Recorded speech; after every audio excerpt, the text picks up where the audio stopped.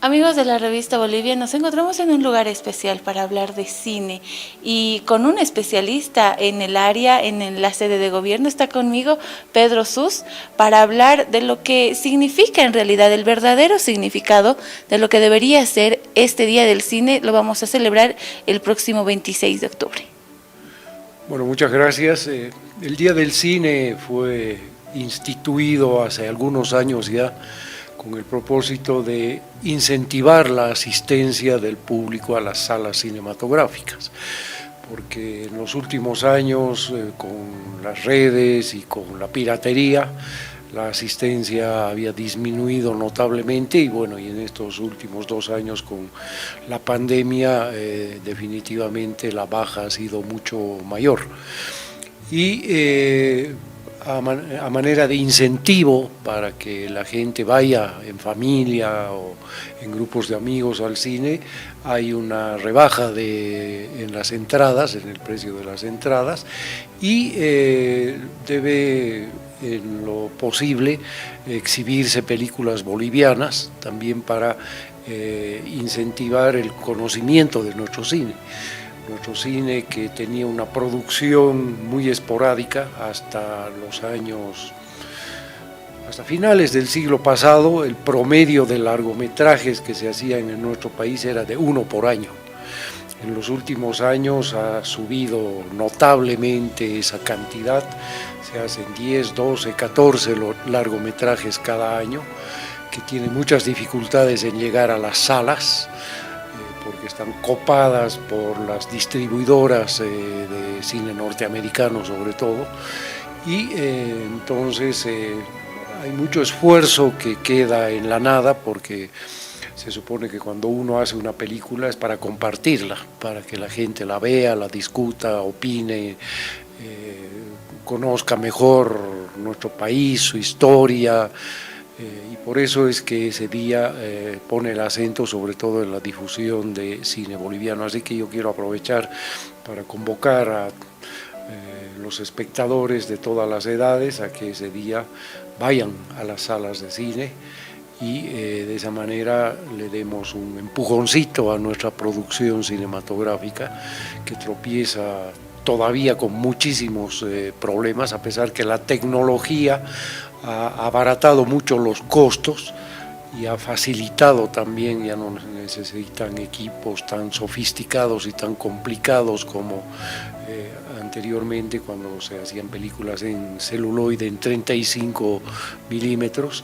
¿no es cierto? Y tenía que mandar los negativos a un laboratorio fuera del país, porque no teníamos laboratorios en el país, a procesarlos, lo cual subía mucho los costos. Igual la postproducción se tenía que hacer fuera, eso también implicaba un costo mayor. Hoy ya se puede hacer todo el proceso desde la preproducción hasta la postproducción en nuestro país. Eso ha tenido ventajas y desventajas. La ventaja es que muchos más cineastas y aspirantes a cineastas tienen ahora acceso a la posibilidad de hacer películas. La desventaja es que se ha perdido el rigor en el cine boliviano. Ha habido en los últimos años muchas películas que verdaderamente pecaban de una improvisación excesiva, de una falta de conocimiento del lenguaje narrativo cinematográfico, de una falta de conocimiento en el manejo de los actores, etcétera. Cuando una de las características de nuestro cine, y por eso ha ganado tantos premios internacionales a lo largo de su historia, desde 1953, cuando Vuelve Sebastiana ganó el primer premio para una película boliviana, hasta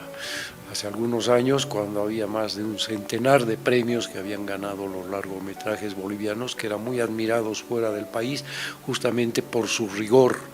por su cuidado, por su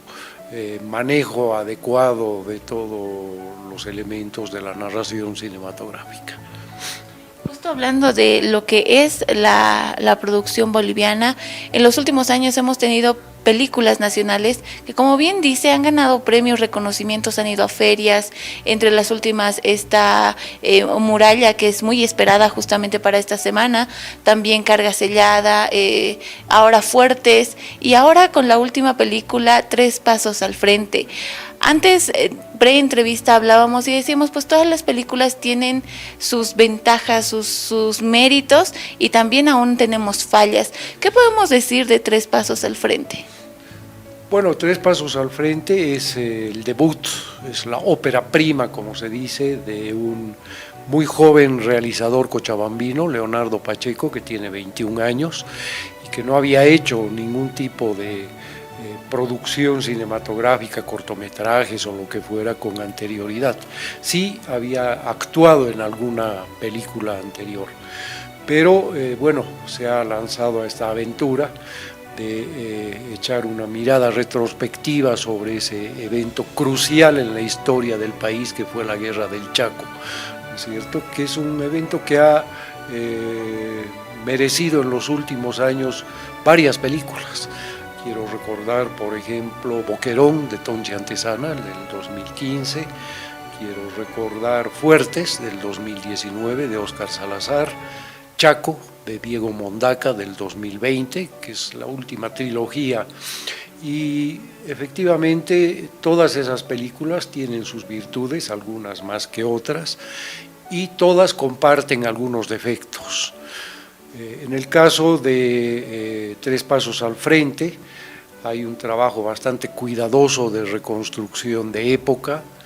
hay en general una pareja interpretación de los actores, hay algunos errores también que tienen que ver con saber para qué se utiliza cada uno de los recursos de la narración cinematográfica, el primer plano, por ejemplo. Primer plano, que es una de las herramientas narrativas básicas del cine, ¿no es cierto?, obliga a dosificar la gesticulación, ¿no es cierto?, porque en el teatro uno está siempre a una cierta distancia del escenario y de los actores, entonces los actores, para llegar al espectador, tienen que enfatizar lo que piensan, lo que dicen, los gestos que hacen, pero el primer plano obliga a lo contrario, a dosificar adecuadamente, ¿no? Y eso, por ejemplo, no está adecuadamente manejado en la película Tres Pasos al Frente. Y uno de los rasgos comunes que yo he observado en todas estas películas es que a estas alturas del campeonato, como se dice, no podemos seguir pensando que la Guerra del Chaco ocurrió por vaya uno a saber qué circunstancias y que fue un gesto de gran patriotismo de nuestra parte, cuando bien sabemos que hubo intereses de las grandes empresas petroleras para incentivar ese enfrentamiento entre dos de los países más pobres, ¿no?, Paraguay y Bolivia de América Latina, y también había en el gobierno un representante de la oligarquía, de una tosudez absoluta, ¿no es cierto?, que a pesar de que no teníamos ni los recursos ni las condiciones, envió a mucha gente a morir sin motivo en las trincheras. Y a eso justamente es a lo que presta atención Tres Pasos al Frente, que cuenta la historia de una promoción del colegio militar, que ante la constatación de que nos habíamos quedado con pocos efectivos en el frente, se le instruyó al comandante del colegio militar que propusiera que aquellos que querían ir voluntarios a la guerra dieran 3 pasos al frente, ¿no es cierto? Y entonces los cadetes, todos los cadetes, unánimemente, 196 creo que eran, dieron una vez 3 pasos al frente. Se sorprendió el comandante y dijo: atención, que esto no es un paseo, no es turismo, no es una aventura juvenil, es un momento de mucho riesgo para la vida, así que una vez más les digo, los que sean voluntarios den 3 pasos al frente, por segunda vez dieron 3 pasos al frente y hubo una tercera oportunidad más, y por eso de esa anécdota, por llamarlo de alguna manera, ha tomado Pacheco el título de su película. Es una película que vale la pena ver,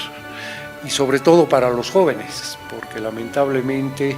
somos un país con poco conocimiento de nuestra historia, con poca reflexión sobre nuestra historia, con poco debate sobre nuestra historia, y eso se ha agravado en el caso de las últimas generaciones, de las más jóvenes, que son rehenes del laberinto digital, ¿no es cierto?, donde ven cantidad de producciones que nada tienen que ver con nuestra cultura, con nuestra historia, con nuestra realidad, y van tomando una distancia lógica del conocimiento y de la reflexión sobre esos eventos históricos de los cuales siempre se pueden extraer enseñanzas para el presente. Por su experiencia, por el recorrido que usted tiene, por el aporte igual que le da al cine, me gustaría que le pueda dar un mensaje justamente a estos jóvenes, no solamente a los que van a las salas de cine, sino a los que están realmente prestos para hacer cine boliviano, para apostar por actores y por producción boliviana. Bueno, no es solamente una cosa de buena voluntad, hay que tener también recursos, porque aún las películas más baratas tienen un costo muy alto que es difícilmente recuperable, porque el mercado cinematográfico en nuestro país es muy chico todavía y se ha achicado cada vez más, y exportar, vender las películas bolivianas al exterior tampoco es sencillo, pero de todos modos a quienes quieran incursionar en la aventura del cine boliviano, porque sigue siendo una aventura riesgosa, económicamente riesgosa, decirles a los jóvenes sobre todo que vean cine, clásico, que vean el cine boliviano para saber cómo se hacía el cine, qué cosas se han hecho en el cine boliviano, que lean sobre cine y entonces sí pueden probablemente hacer sus primeros trabajos con un mayor sustento y con un mayor conocimiento. Y también recomendarles que, como lo hacía el cine boliviano tradicionalmente, sea un cine introspectivo que mire a nuestros problemas irresueltos, a nuestras heridas todavía abiertas y a nuestra historia, porque bien sabemos que un país que no recuerda su historia y no resguarda su historia no sabe dónde se encuentra en el presente y mucho menos a dónde tiene que ir en el futuro. Y somos un país, eso está reconocido, con muy poca memoria.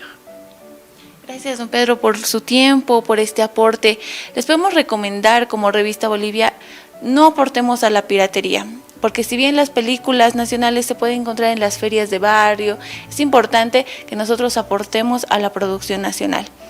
No esperemos a que solamente sea el día del cine, siempre hay películas disponibles en carteleras, en diferentes cines en todo el país. Aportemos a nuestro cine y sobre todo vayamos con esta mirada de aprender de nuestra historia, de rescatar nuestra cultura, que es importante. Si bien nosotros, no todos los bolivianos podemos producir una película, sí podemos aportar apoyándolos y reconociendo el trabajo de los bolivianos.